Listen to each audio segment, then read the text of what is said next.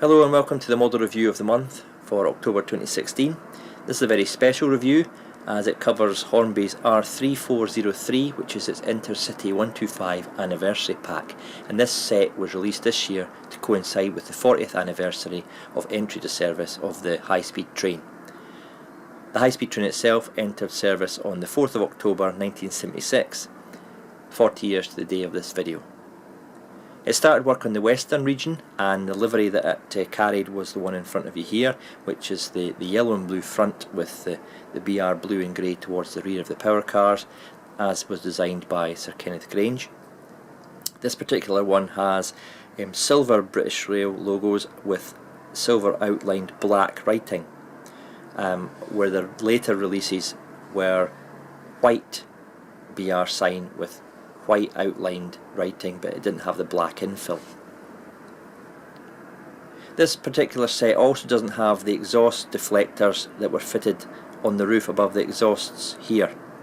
Now these were fitted because it was found early on that the exhaust gases and basically the fumes were making the end of the cab at the trailing end of the car very dirty, which obviously led to issues for when the train turned around at terminus stations.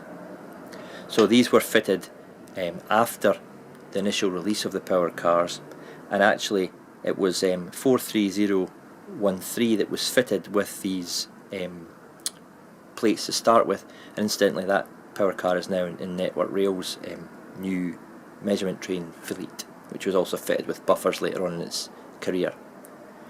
Once that was proven to be a success, it was fitted to all the remaining power cars, some from new and some retrospectively. The numbering of these power cars started off life in sets, so they envisaged that the two power cars would stay in the same formation with coaches, so they gave them all on the western region numbering 253 and then followed by 3 digits, which is found in the lower nose here. On the East Coast main line they were given the 254 designations. However, it was soon found when changing locos due to failures and at depots for servicing, the sets were not kept as a whole, so they ditched the idea of having 253 and 254 class sets.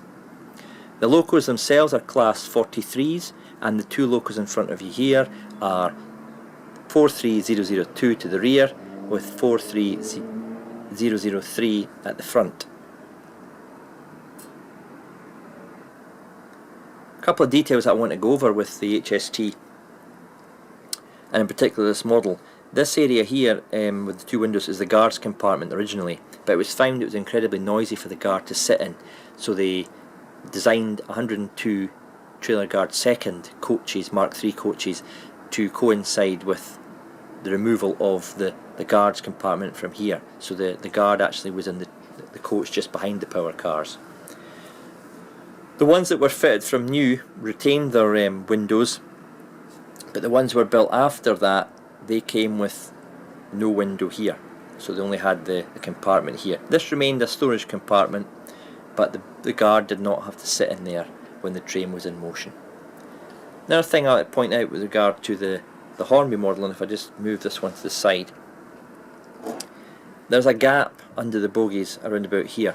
That originally was a small fuel tank, but they found that there was an uneven wear on the wheels, and it was unsettling the balance of the loco, and they found out that the fuel tank wasn't really required anyway, so they just removed it. This typical formation here shows a later HST, so in actual fact it's incorrect on this original one, but I'm sure we could forgive Hornby for a small omission there of a fuel tank, and if you really wanted it you could make one out of plastic cards yourself. These trains ran with Mark III coaches, which are still very much regarded as one of the best designs of British rail carriage, and they had a series of trailer second opens and also the trailer firsts, and you had the buffet cars as well, with the trailer, resture and unclassified buffets.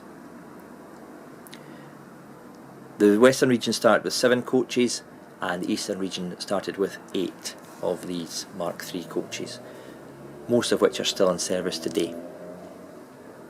Right, that's enough on the actual model and the history of the set.